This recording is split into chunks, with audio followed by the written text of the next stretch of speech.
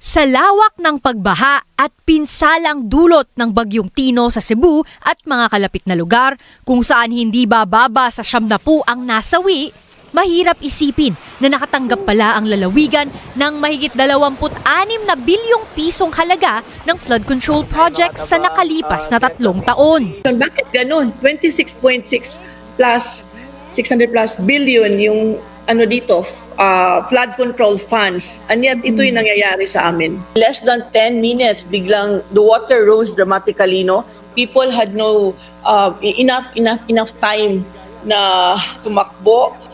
Ayon kay Barry 4, matinding sinalanta ng bagyo ang mga bayan ng Consolacion, Talisay City, Mandaue City, Liloan at Danao City.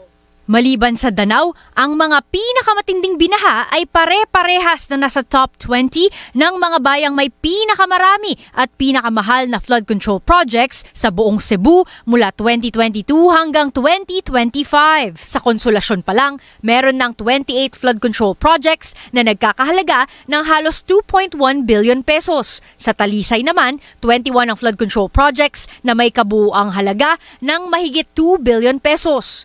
Pero nang mag-inspeksyon ang pamahalaang panlalawigan sa mga ito, natuklasan nilang maanomalya ang ilang proyekto.